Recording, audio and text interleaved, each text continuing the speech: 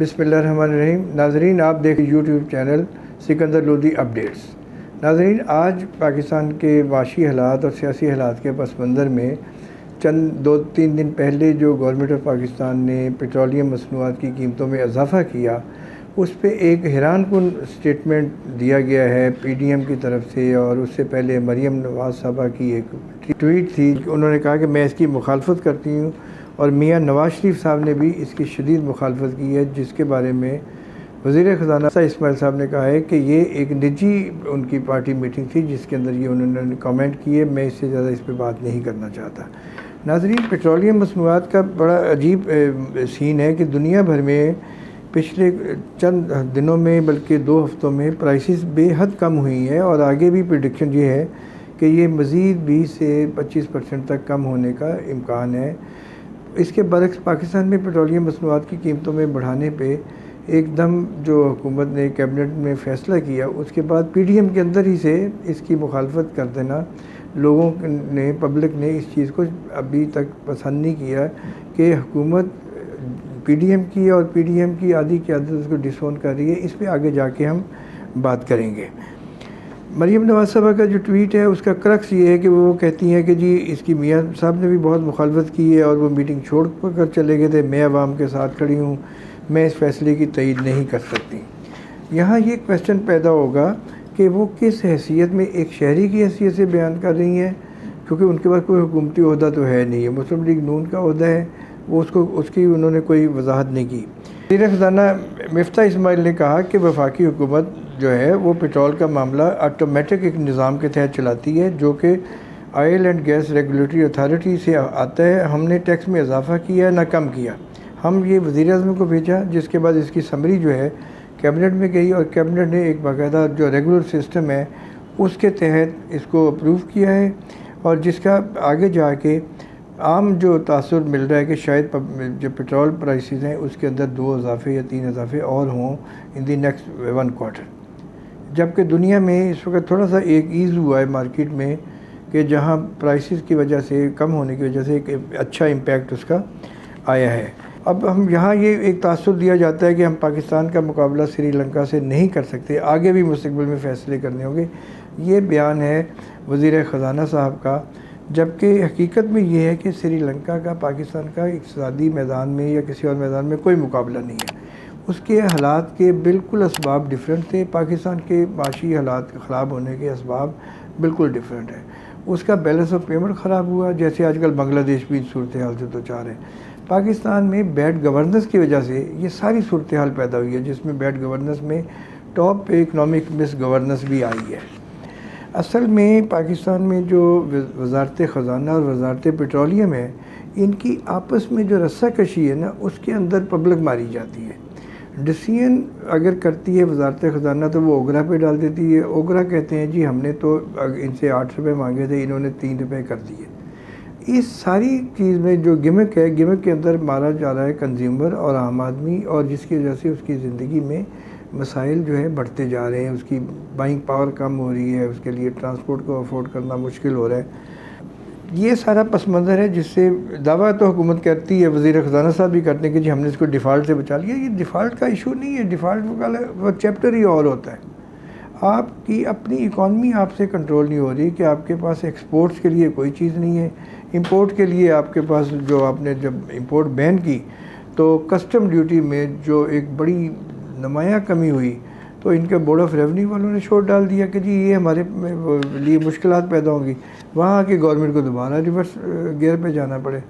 اصل میں یہ جو اقتصادی میدان کے فیصلے ہیں نا، اس کے اندر سیاسی حکمت عملی سے زیادہ نا اقتصادی حکمت عملی یا اسٹریٹجی بنانے کی ضرورت ہے کہ آپ لوگوں کی ضروریات اور پیداواری اخراجات جو یا امپورٹ کے ایکسپنسز ہیں اس کو آپ کنٹرول کریں۔ بہت سارے غیر ضروری اخراجات ایسے ہیں ٹریڈ کے اندر جس کو کنٹرول کیا جا سکتا ہے۔ مثلا مجھے یاد ہے کہ چند مہینے پہلے، بلکہ سال ایک پہلے، جو پچھلے وزیر خزانہ تھے شوکت ترین صاحب، انہوں نے پاکستان گورنمنٹ کو ایک تجویز دی تھی کہ ہم ایک ہیج فنڈ کے ذریعے آئل وغیرہ کے سودے اور ویٹ وغیرہ کے سودے انٹرنیشنل مارکیٹ میں کر لیں۔ وہ ایک بیسیکلی ہوتا تو وہ جوا ہے، لیکن اس میں کئی دفعہ بڑا جمپ یہ لگتا ہے کہ آپ نے $70 پہ اگر آئل کا کوئی فکس کیا ہوا ہے تو اگر پرائس 130 بھی ہو جائے تو وہ آپ کو 70 پہ سپلائی ملتی رہتی ہے ایک اسپیسیفک پیریڈ کے اندر. لیکن کیونکہ پاکستان کے پاس ابھی دینے کے لیے کچھ نہیں ہے گارنٹی میں، اور سارے پاکستان کے جو ایئرپورٹس ہیں، ساری بڑی روڈز ہیں، وہ آلریڈی پلشڈ ہیں انٹرنیشنل ایجنسیز کے پاس، ڈیولپمنٹ ایجنسیز کے پاس. پہلے یہ صرف ایج جو تھا وہ کورین کو تھا. ابھی تازہ ڈیولپمنٹ یہ ہے کہ حکومت نے اعلان کیا ہے کہ ہمارا LOI پہ اتفاق ہو گیا ہے ورلڈ بینک کے ساتھ، IMF والوں کے ساتھ، اور آج ہم نے اس پہ سائن کر کے بھیج دیے. اب یہ جو IMF کے ساتھ ہوا ہے، یہ پاکستان کی ہسٹری کا پہلا LOI ہے، لیٹر آف انٹینٹ ہے، جس پہ اسٹیٹ بینک گورنر کے دستخط نہیں ہے، بلکہ جو ایکٹنگ گورنر ہے اسٹیٹ بینک، وہ اس کے اوپر سگنیچری ہے. اس میں بڑی دلچسپ بات یہ ہے کہ جو نیو یارک کا سینٹرل بینک ہے، اس کے بورڈ آف گورنرز میں ہر ملک کا جو سینٹرل بینک کا گورنر ہوتا ہے وہ اس میں ہوتا ہے.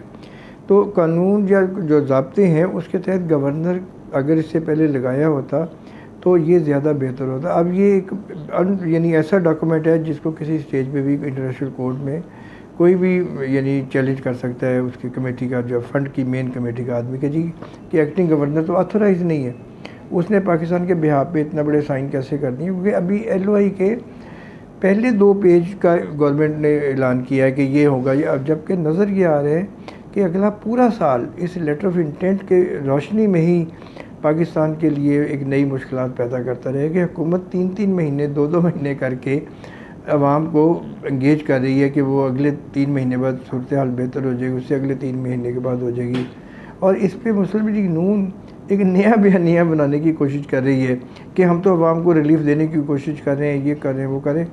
ابھی اب دیکھیں یہ جو اس کے لیے گارنٹر ہیں سعودی عربیہ، اس کا پاکستان پہ ٹوٹل جو ڈیٹ ہے وہ $10 بلین سے کراس کر گیا ہوا ہے مختلف مدوں میں. الٹیمیٹلی یہ ہم نے پے کرنا ہے نا. اب اس کے بدلے میں پاکستان ان کو کیا دے گا، وہ بھی بڑی ایک چھپی داستان ہوگی.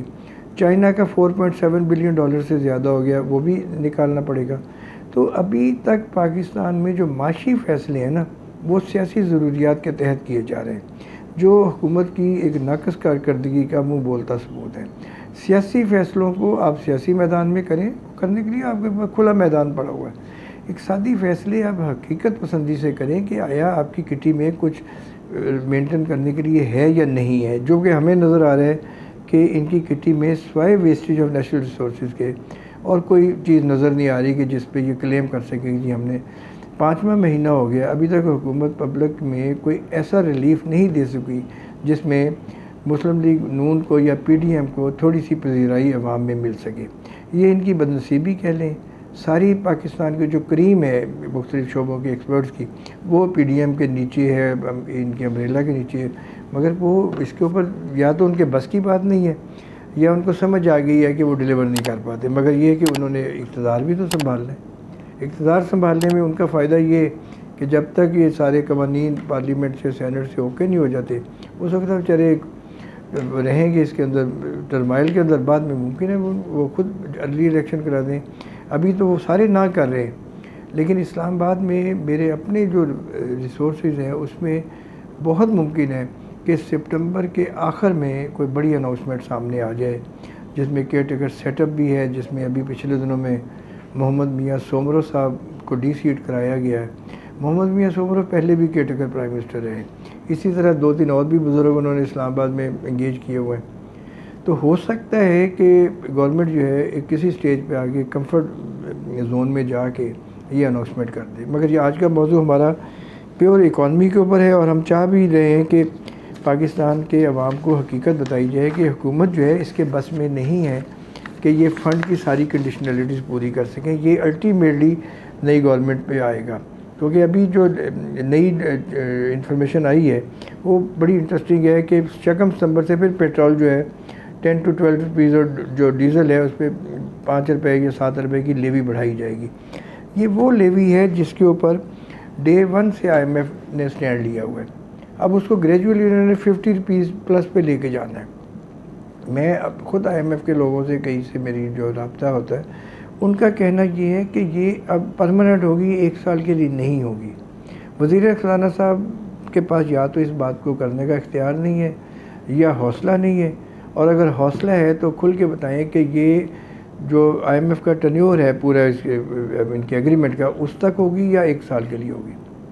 ہمیں جو امکان ہے جو نظر آ رہا ہے وہ یہ کہ یہ پورا IMF کا یہ پورا جو پیریڈ ہوگا اس لون کی فائنلائزیشن کا یہ اس تک جائے گا. اور ابھی IMF کی طرف سے ان کو جو مجھے خدشہ نظر آ رہا ہے یا جنرل لیول پہ پرسیپشن ہے کہ ابھی یہ ڈیفنس جو کٹ ہے نا بجٹ کا اس کے اوپر بھی ایک دباؤ ڈالنے والے ہیں. اللہ کرے ایسا نہ ہو، لیکن یہ چاہ یہ رہے ہیں کہ ایسی جگہ پہ کٹ لگائے جائے جہاں انسٹیٹیوشن جو ہے نا کمزور ہوں. اگر انسٹیٹیوشنز کمزور ہوتے ہیں تو پاکستان کی سلامتی کے لیے خدشات پیدا ہوتے ہیں. پاکستان کی سلامتی کو اگر خدشہ آتا ہے تو ہم لوگ سارے انسیکیور ہو جاتے ہیں. تو ڈونر ایجنسیز جو ہیں وہ پاکستان کے لیے کوئی ریلیف کے اوپر نہیں ہے، ان کا اپنا ایک ایجنڈا ہے جس کو اگر PTI اس کو کہتی ہے یہ امپورٹڈ حکومت ہے، تو یہاں آ کے وہ چیزیں اگر کلب کریں تو نظر آتا ہے کہ کوئی نہ کوئی اس کے پیچھے کوئی چیز ایسی ہے. ابھی ایک خبر آج سامنے آئی ہے اسلام آباد کے حوالے سے کہ قطر کی حکومت کو، یہ وہی قطر ہے جہاں سے قطری خط نہیں آنا تھا میاں نواز شریف صاحب کی سپورٹ میں، اور وہ خط ڈھونڈتے ڈھونڈتے لندن میں جا کے بیٹھے ہوئے ہیں. اب وہ خبریں ان کی طرف سے آ رہی ہیں کہ وہ سپٹمبر میں آ رہے ہیں، لیکن اس سپٹمبر کے آگے کون سا سال ہوگا اور آیا وہ آ سکیں گے، اور اس کے لیے جتنے اس کو کورٹس میں کیس ہیں اس کو وہ کیسے ٹیکل کریں گے. اور پبلک میٹنگز میں جس کے بارے میں سابق پرائم منسٹر عمران خان نے لاہور کے بڑے جلسہ میں جو اوور کراؤڈیڈ جلسہ تھا اس میں کہا ہے کہ یہ اس کو لایا جا رہا ہے میرے مقابلے میں. عمران خان نے اس کے برعکس اپنی پچ بڑی سٹرانگ کر لی ہے پبلک کے اندر. اب جو ایک طرف گورنمنٹ کی جو اپنا اس کی اپنی پوزیشن ہے وہ اپنے آپ کو ویک نہیں دکھانا چاہتی، دوسری طرف عمران خان کو ایک ایج مل رہا ہے کہ وہ میسیج کے اندر آہستہ آہستہ پینیٹریٹ کر رہے ہیں. کل کیبنٹ میں بھی ڈسکشن ہوئی جس کے اوپر وزیر جو ہوا بازی ہیں شہری ہوا بازی اس نے کہا ہے کہ جی میں تو PIA کو روزویلٹ ہوٹل کو اپنا پرائیویٹائز نہیں ہونے دوں گا، نہ میں اس کو قطر کی حکومت کے حوالے کروں گا. یہ بات حقیقت ہے، یہ بہت خوبصورت ہوٹل ہے اور دنیا کے مہنگے ترین ہوٹلوں میں اور اچھا ہے. اس کے اوپر 98 سے بھی پہلے میاں نواز شریف کی حکومت کی نظر تھی، اس کے بعد بھی تھی، بینظیر بھٹو کی بھی نظر تھی.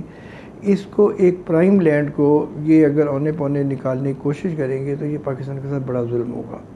یہ مین ہنٹن میں اس جگہ پہ ہے جہاں فٹوں کے لحاظ سے زمین کی مالیت ہے. اس مالیت کو آپ اگر کوڑیوں میں بیچ کے اپنے لوگوں کو oblige کریں گے تو یہ اس پاکستان کے ساتھ کوئی انصاف نہیں ہوگا.